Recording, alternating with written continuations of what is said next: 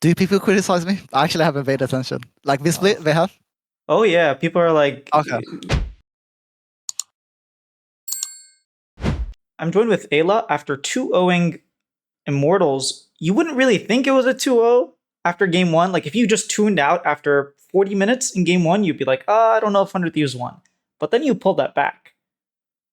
Do you think it was more of mistakes that Immortals made in the late game, or just really good plays that you and Tomo found?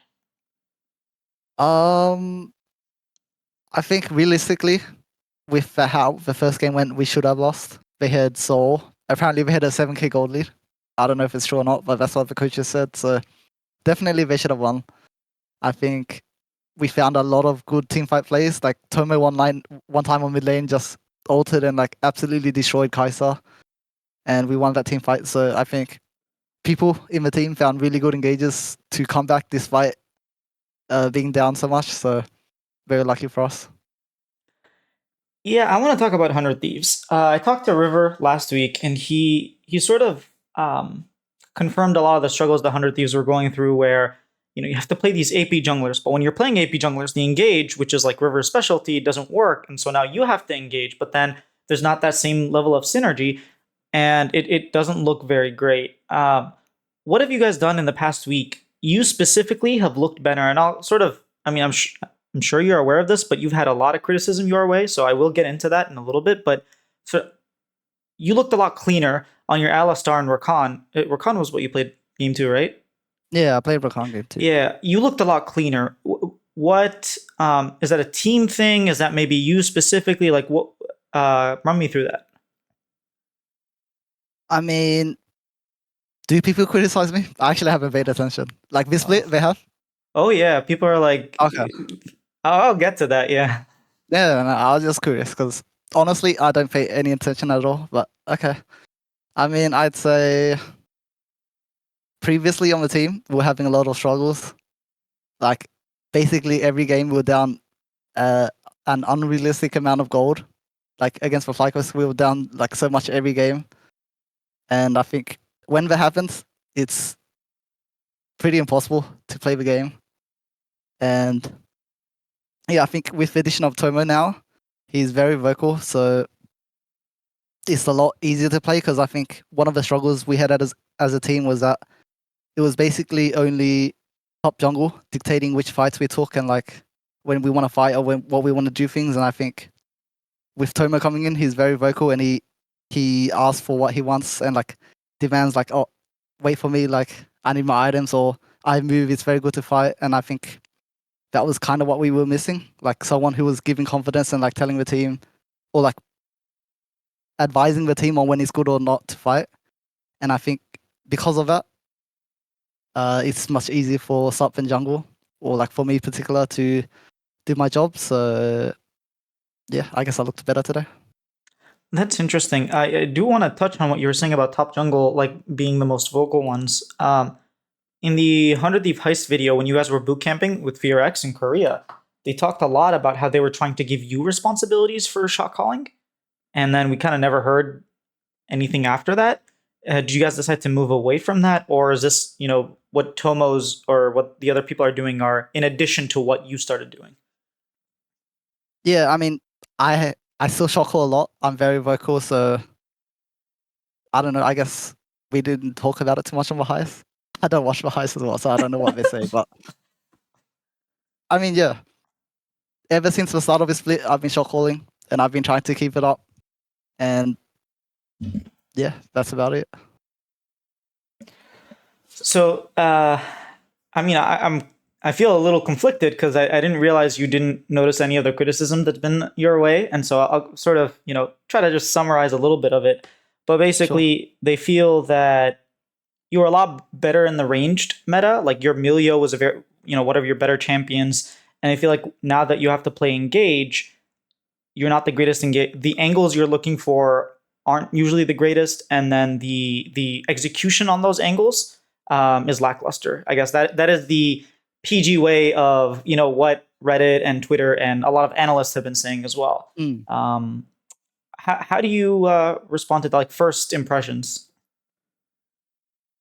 Um, I guess there's always some truth in it.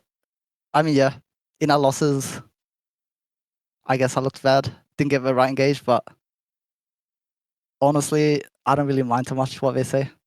So if people say that, then okay, cool.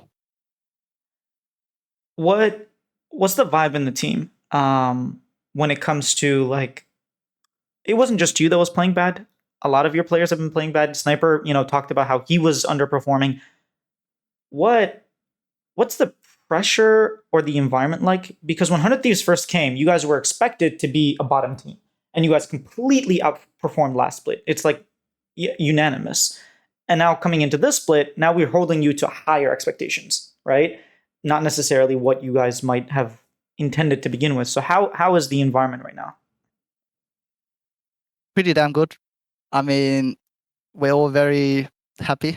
I think this week of scrims especially, we did insanely well. So, I mean, the vibes are good. I think us as a team, we don't, we're not very like super serious. So we like to joke around a lot and have fun in scrims. And obviously, when we're winning, it's even better. So, I mean, we're pretty chill, even though our lives on the line. We're very happy and joking around and just having fun. That's interesting that you say that. I guess I would have assumed the team might be under more stress, considering yeah, you're almost you finished top two, and now you might not might finish bottom two. I would be like scared for my life, especially with the league downsizing. Like, what is my job security next split? I can only imagine all these things running through your head. But it sounds like, you don't really care. Okay, no, I mean, definitely people think about it. I think about it, but honestly, regardless of outside pressures, like whatever the league's changing, no matter what, as a pro player, you have to perform well. So it doesn't really change much for us. And I think even though people themselves definitely think about job security or like our performance or whatever, when we come together as a team, we're pretty open. We just joke and like no one's like stressing each other out like, oh shit, like guys, we're getting shit on, like we're so low on the rankings. No one really cares about that. We just want to make playoffs, do well, and then we'll be all good. Okay, so you do think about it. You just don't let it bother you or like get to you. Yeah. I mean, for sure, every person in the world, every pro player thinks about it. It's very evident in our team that even though we are in a shit position, we're still like trying our hardest and doing our best. All right. Team Liquid plays Cloud9 tomorrow. Serious prediction? Team Liquid 2-1. Okay, what do you think Team Liquid would do better to win against Cloud9? I think biggest reasons why Cloud9 wins is just they have like really solid laning phases and they're almost always winning every lane. And then they'll translate that into basically two laning over time, or like pushing one lane and then sieging the other two and like getting their leads that way. But I think against Team Liquid, they probably won't get the same laning advantages they would get against other teams. And then if it's like a closer game going into mid game, Team Liquid are much better at like finding angles to win fights, or like just like winning the game overall. Their macro I think is better, so they should win that way. All right. Last thing is, 100 Thieves fans were going through a few heart attacks, especially that first game.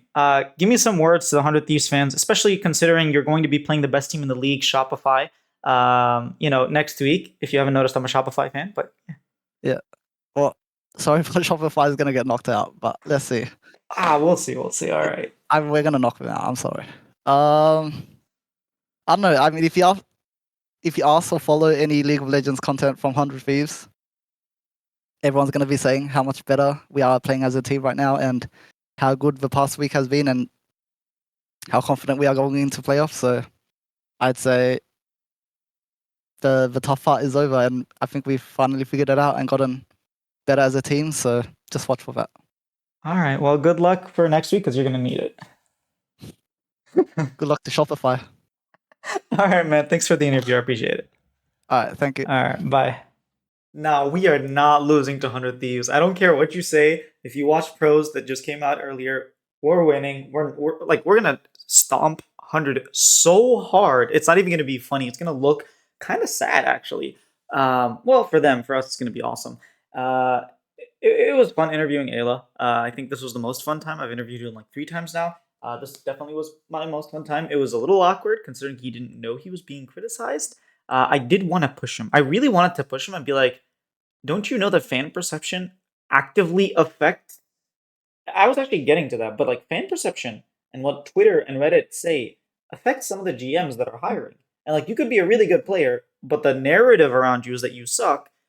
And yeah, you might not find a team just because of that, which again, I know is ridiculous, but it's the reality we live in. And so I don't know. I kind of wanted to push him on that and be like, you know that your job is on the line, and a big part of like, let's say 100 Thieves decides to leave, you might be on a different team. And like, while Jungle Juice might be a better GM, or I don't think he's GM anymore.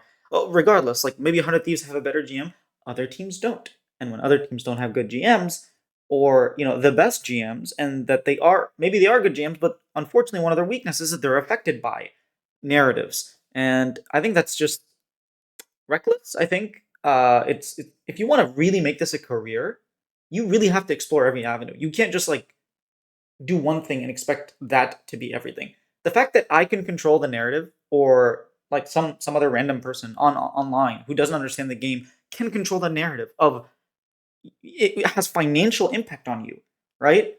That should be a wake up call to like, hey, if I want my place in the league and I want not only to effectively like have a long, good career and play with better teams, but also get better salaries, better negotiation terms, better everything, right? Even like a longer career, you really should at least pay attention and try to post your own videos or your own streams, things where you can control the narrative. Because at the end of the day, if you ain't gonna do it, someone else is, and if you don't agree with that someone else, well, that's on you because you had all the opportunity in the world and you chose not to use it. So that's all I have to say about that. I wish I had pushed him more, but I kind of wanted to move forward with other stuff. If I had more time, I definitely would have gone into that, but it's something I've been struggling with. Like my time management recently hasn't been the greatest. I also have 2 other interviews that I did, and I'm very sad because the Boogie one was awesome. The Yawn one was pretty fun too, but there was a lot of technical difficulties. But the Boogie one was just so much fun, and it was my first time interviewing him. And I also did like a big portion or a portion of that interview in Korean, which was really cool. I've been brushing up on it a little bit. I'm still not to the point where I could do a full Korean interview, but he definitely like I got a lot more out of him when I was like, "Yo, let's just do it in Korean," or you can speak in Korean, and then he started speaking Korean. And sometimes I'd ask him the question in English, and then he would like ask me to say it in Korean, or he would like, "Is this what you meant?" And then I'll answer him, and then he'll respond either in English and Korean, and we would get like more detail, which was really nice. He also had some kind words to the fans. I'm really sad that I missed it. I'm reaching out to Shopify to see if I could redo it. But yeah, that was a really fun interview. The main takeaway I got was that he actually chose to step down because he wanted to do coaching. So it wasn't like Tomio was just a better player and we chose to like bench Boogie. It was, hey, he wanted to coach and he wants to coach Tomio, and he gave a lot of praise to Tomio, and he like highlighted some of the weaknesses of Tomio. This is like me giving a summary. Anyways, if you want, I'll be streaming later. You can come. I will talk more about that interview and the interview that I did with Jan. So take care.